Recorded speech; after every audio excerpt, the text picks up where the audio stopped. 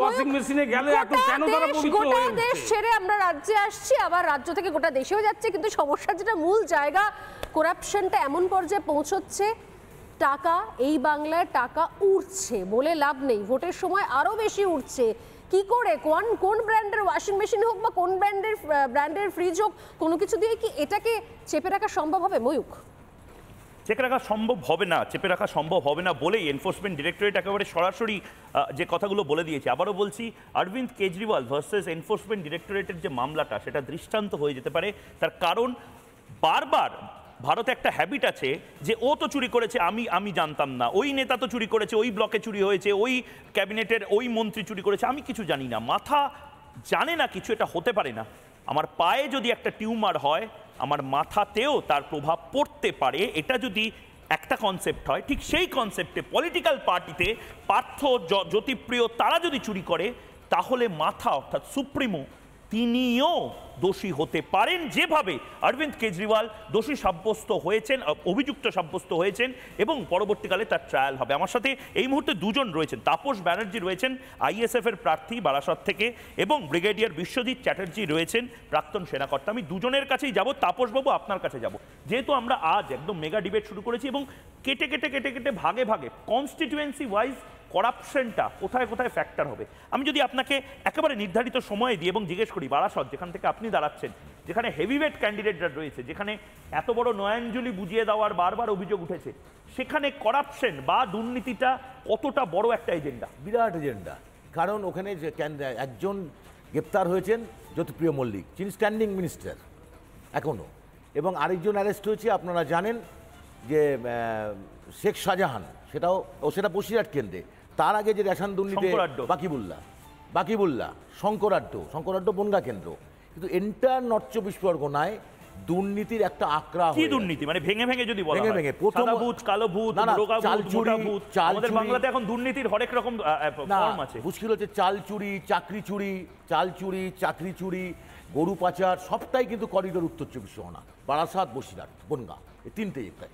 তার সাথে তৃণমূলের সবাই ইনভলভ। এখন একটা নতুন চুরি হচ্ছে মাটি চুরি, সবচেয়ে আশ্চর্য। মামাটি মানুষ বলছে না, সে মামাটি মানুষের মানুষটাকে চুরি করে নিয়েছে। সন্দেশখালী কোন মানুষ চুরি হয়েছে, কিভাবে ধর্ষিত হয়েছে, এটা যেমন আমরা দেশ দেখেছে। আজকে মাটি চুরি সবচেয়ে, মানে আমি অবাক হয়ে গেছি, নির্বাচনে প্রচারে নেবে যে মাটি স্ক্যামটাই বড় স্ক্যাম।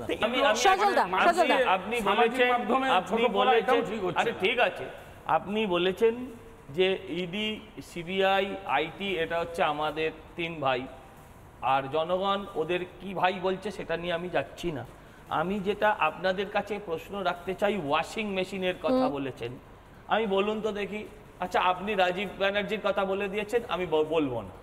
আপনি আমাকে বলুন, আমার হচ্ছে মুকুল রায় যখন দলে ছিল তখন কি ছিল, দাঁড়ান না বলবো, যখন দলে ছিল তখন কি ছিল, তখন উনি ছিলেন ওই বাংলার নতুন চাণক্য, নতুন অমুক তমুক, বঙ্গেশ্বর, এইসব ছিল। যেই তিনি ওই দলে গেলেন, তিনি হলেন এমএলএ খুনের আসামি। আবার যখন ফিরে এলেন, আবার তখন হয়ে গেলেন জেড প্লাস সিকিউরিটির মালিক। ছেড়ে দিন। মানস ভূঁইয়া বেচারি কোনো এক সময় ডাক্তার ছিলেন, আজীবন কংগ্রেস করেছিলেন, এমন মার্ডার কেস খাওয়ালো তাকে, নিজের দলের কর্মী মার্ডার কেস খাওয়ালো, খাইয়ে বলল তৃণমূল ছাত্র পরিষদের ছেলেকে খুনের অপরাধে অভিযুক্ত করা হলো। তারপর যেই ছেলেটা মানস ভূঁইয়া তৃণমূলে চলে গেল, তার নামটা বাদ দেওয়া হলো। আমি বলি, মমতা ব্যানার্জি, তোমার যদি মিনিমাম লজ্জা থাকে, তুমি ওই পরিবারে তোমার দলের তৃণমূল ছাত্র পরিষদ করা ছেলেটার মায়ের বাবার সামনে কি করে দাঁড়াবে? লাজ নেই, লজ্জা নেই।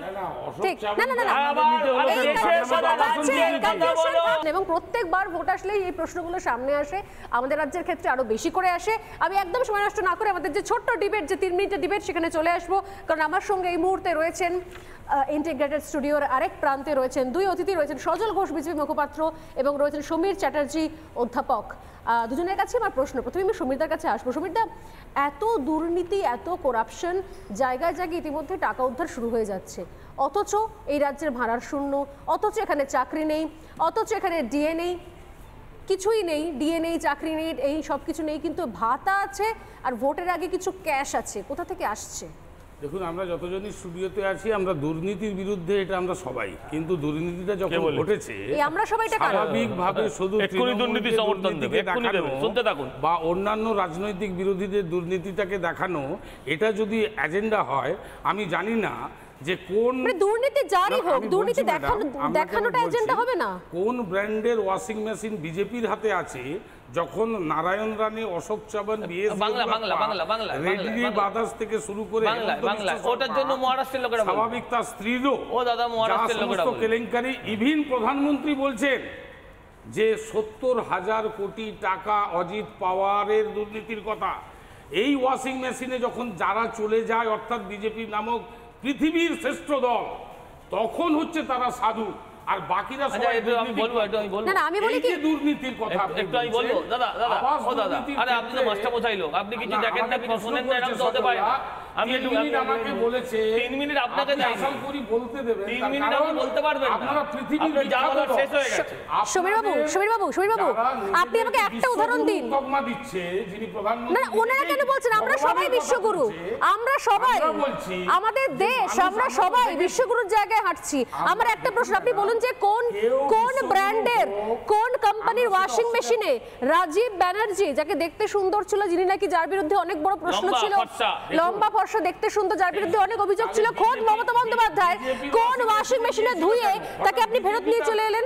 বিজেপিতেই বা গেল কেন? আরে সেই প্রশ্নটা তো ফেরত আমাকে নিয়ে এলেন করতে কেন? হবে। আমি বলি। ফেরত নিয়ে এলেন কেন? এই প্রশ্নটা আমি যদি বলি। রাজীবের ক্ষেত্রে হয়, আমি শুধু একটাই সজলদাকে এই মুহূর্তে বলবো যে এই সময়ে বিজেপির 3টি ভাই, একটা হচ্ছে যে আরে ইডি, তো আইটি, উনি এত নতুন সিবিআই, কিছু বলেন না, তার সময় কারণ হয়ে গেছে। আপনাদের ও হাতে রোজ বাহুবলী, ফেসবুকে বেরোয়। আপনাদের সজলদা, হাতে এক মিনিট, নির্বাচন বিজেপির কমিশনের একটা তিন অংশ। ভাই আমরা শুনলাম, ইডি, আজকে- আইটি, সিবিআই, হ্যাঁ। কিন্তু পশ্চিমবঙ্গের কোন ভাইরা ঘুরে বেড়াচ্ছে না, না। জেলায় জেলায় জেলায় জেলায় এত ক্যাশ রিকভারি হচ্ছে? ওরা এক মিনিট, এক মিনিট। শুনে নিন। আপনি যদি দাদা, একটা যোগ করে দেন, দাদা, যোগ একটা যোগ করবেন করে কেন? দেন, সেটা হচ্ছে আপনি যে যোগ করলে আবার যে সন্দেশ খালি। বীরভূমের যাকে আপনারা প্রভাবশালী আচ্ছা। দেখিয়েছেন, তার সেক্রেটারি, মানে যিনি ছিলেন দেহরক্ষী, আচ্ছা, হয়েছে। সাইগল হোসেন, তাকে ইডি বলছে 17 থেকে 18 কোটি টাকা, পরে জানা গেল 16 থেকে 17 আচ্ছা, লাখ, হয়েছে, হয়েছে। এবং পরে প্রমাণ পাওয়া গেল আর সেখান কিছু থেকে নেই, 9 ভিকিরি, লক্ষ ভিকিরি, লোন। আচ্ছা। ধরে নিন। আচ্ছা, স্বাভাবিকভাবে আমি আসছি। এইভাবে